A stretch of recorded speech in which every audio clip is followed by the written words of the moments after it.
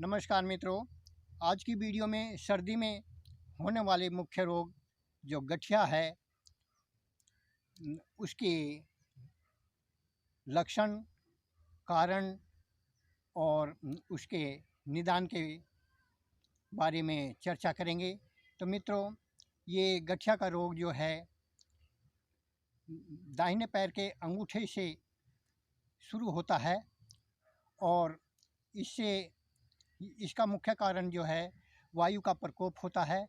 वायु का प्रकोप अनेक कारणों से हो जाता है, जैसे कि घुड़सवारी है, बहुत ज़्यादा रूखा-सूखा भोजन करने से, मादक पदार्थों के सेवन से, रात्रि जागरण से और जो इसमें हमारी जो वायु कुपित हो जाती है, पाचन विकार हो जाता है। पाचन विकार से जो हमारे जो भोजन का ठीक से नहीं पचता और वो आम रूप में यानी कच्चा मल कच्चे रूप में जो इकट्ठा होता है, जिसको आयुर्वेद की भाषा में आम कहते हैं।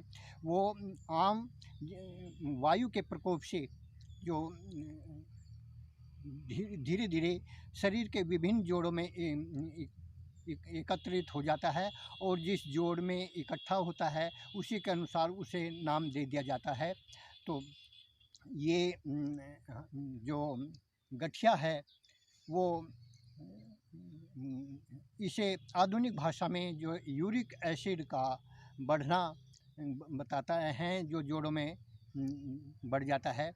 क्योंकि ये समस्त रोग जो हैं, जितने भी रोग हैं, 80 प्रकार के वायु विकार जो आयुर्वेद मानता है, उसमें जो वायु और पित्त और कफ, ये तीनों के प्रकुपित होने से, अनबैलेंस होने से रोग होते हैं। पित्त और कफ दोनों जो है लंगड़े लूले होते हैं, वो एक स्थान से दूसरे स्थान पर नहीं जा सकते जब तक कि उनमें वायु का प्रकोप न हो। वायु एक स्थान से दूसरे स्थान पर उनको ले जाती है और वे जोड़ों में इकट्ठा हो जाते हैं, तो ये हमारे वात का कारण बनते हैं। तो इसमें जो अब इसके लक्षण क्या हैं? इसके लक्षणों में जो जोड़ों में सूजन हो जाती है, दर्द होता है और बिच्छू के डंक मारने जैसा दर्द होता है। कभी कभी बिजली की तेज़ गति से दर्द एक जोड़ से दूसरे जोड़ में जाता रहता है और इसमें वहाँ पर लाल रंग भी हो जाता है। कभी कभी 102 डिग्री फ़ारेनहाइट तक बुखार भी होता है इसमें। तो इससे ये हमारा गठिया का रोग होता है। तो इससे बचने के लिए जो हमारे योग में बहुत आसन हैं, सर्वांगासन है, हलासन है। तो ये शीर्षासन भी है और हमारा संधि मुद्रा है और वायु मुद्रा है। तो इसमें पवन मुक्तासन है, पर्वतासन है। तो ये अनेक प्रकार के आसन हैं। इनको जो है सर्वांगासन, हलासन और ये हमारे जो यूट्यूब चैनल पर देख करके उन्हें कर सकते हैं। यहाँ पर वीडियो लंबा होने के कारण उन्हें बार बार नहीं दोहराया जाता। तो कुछ आसन जो इसमें लाभदायक हैं उन्हें बताते हैं। सबसे पहला आसन हमारा गोमुखासन है। इस गोमुखासन को करने के लिए हम अपने जो दाहिना पैर है उसे बाएं पैर के नितंबों के पास में रखते हैं और जो बायां पैर है उसे जो उसकी एड़ी को दूसरे नितंब के पास में रख करके दोनों घुटनों को आपस में मिलाते हैं और कंधे के पीछे से हाथ ले जा कर के उस दाहिने हाथ को और बाएं हाथ को कमर के पीछे ले जा कर के उन्हें इस तरह से हम दोनों के इस तरह पकड़ते हैं और शरीर सांस भरते हुए अपनी कोहनी पर निगाह रखते हैं। शरीर को जितना चाहिए हम खींचते हैं। तो इसका हम 1-8 मिनट अभ्यास करें। इसी तरह से हम इसे दूसरे तरफ भी कर सकते हैं।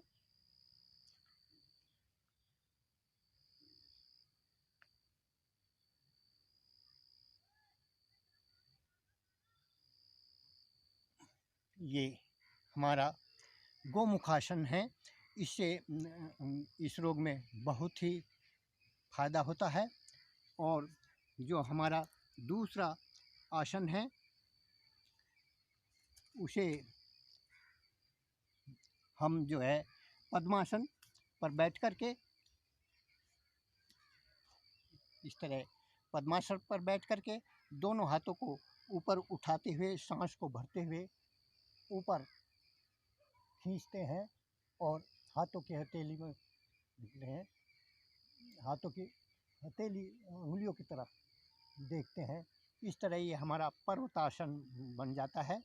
इससे भी हमारे जो इस रोग में बहुत फ़ायदा होता है। तो तीसरा हमारा आसन पवन मुक्तासन है। पवन मुक्तासन को करने के लिए हम पेट के बल लेट जाते हैं और अपने दोनों हाथों को से घुटने के नीचे का भाग पकड़ करके सांस अंदर भरते हुए छाती को घुटनों से दबाते हैं और नासिका को हम घुटने पर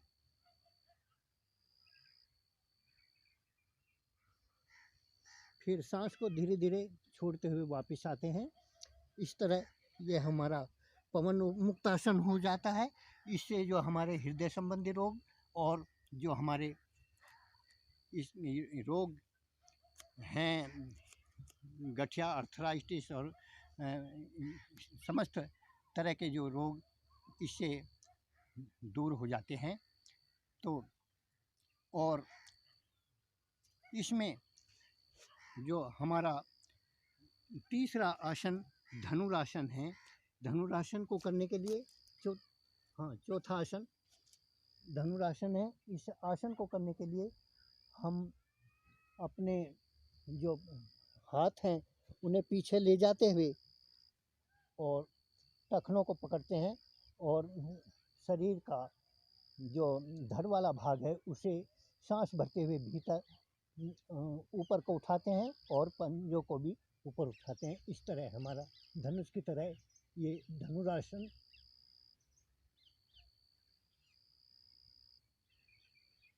धनुरासन बन जाता है। और इस रोग में सबसे मुख्य जो मुद्रा होती है वायु मुद्रा है। उस मुद्रा को हम किसी भी आसन पर बैठ करके जो करते हैं, ये जो समस्त प्रकार के जो वायु विकार हैं, 80 प्रकार के वायु विकार हैं, उन सब को दूर करने वाली बहुत ही आसान मुद्रा है। इस मुद्रा का हम 5 मिनट से लेकर धीरे धीरे बढ़ाकर 45 मिनट तक इसका अभ्यास करें। चाहे 3 बार में करना पड़े, सुबह, दोपहर, शाम, या 2 बार में। इस तरह धीरे धीरे बढ़ा करके हम इसका 45 मिनट तक अभ्यास कर लें। इसको करने के लिए हम पद्मासन पर बैठ गए और अपने जो हथेली को सामने करके है, जो अपनी तर्जनी अंगुली है, उस अंगुली को हम अंगूठे के नीचे के पोर पर मिला करके इस तरह दबाव डालते हैं। तो ये हमारी वायु मुद्रा बन जाती है और इससे हमारे जितने भी वायु विकार हैं, 80 प्रकार के जो आयुर्वेद वायु विकार मानता है, वो सब इससे बड़ी आसानी से दूर हो जाते हैं। तो इनका हम फ़ायदा उठाएं। और जो इसमें होम्योपैथिक की जो चिकित्सा है वो बहुत ही लाभदायक होती है।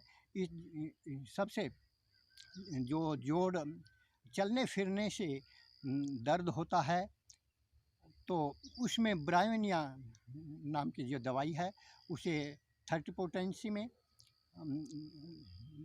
उसकी 2-2 बूंद सुबह शाम ले सकते हैं, या 3 बार भी इसको ले सकते हैं, आधे कप पानी में डाल करके।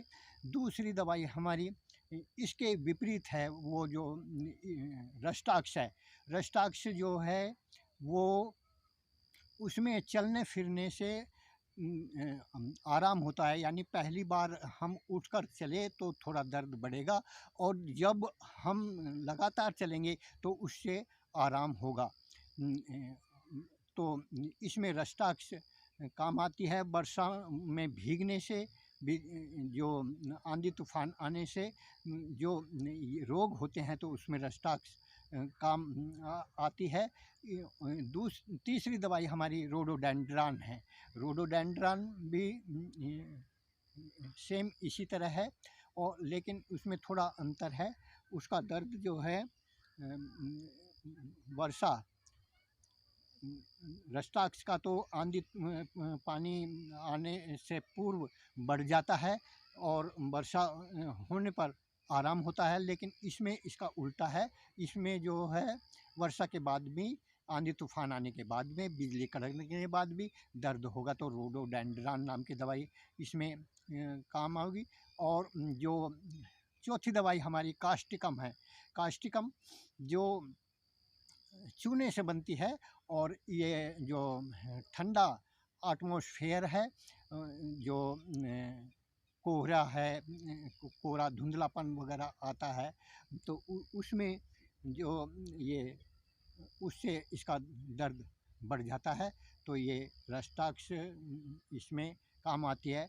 और डलका मारा जो सर्दियों में वर्षा होती है उसमें भीगने से जो रोग होता है तो उसमें डलका मारा काम आती है।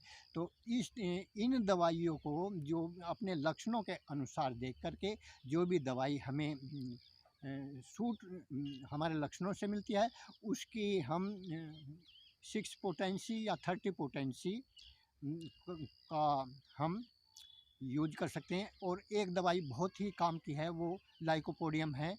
वो बूढ़ों के लिए बहुत लाभदायक होती है। उसमें मुख्य उसका लक्षण है कि उसका दर्द जो है राइट साइड से शुरू होकर के बाईं ओर जाता है, लेफ़्ट साइड में जाता है।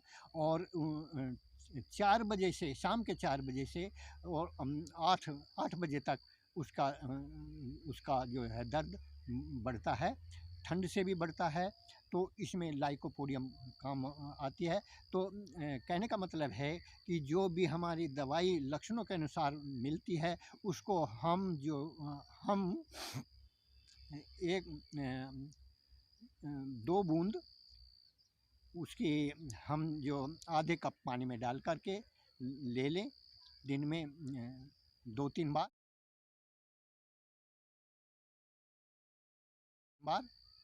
और चाहे जीभ पर भी डाल करके ले सकते हैं। लेकिन जीभ पर डालने से थोड़ा सा जलन करती है, बर्निंग होता है। तो पानी में डाल करके हम ले सकते हैं। तो ये इससे हम अपना जो है इसका फ़ायदा उठाएं और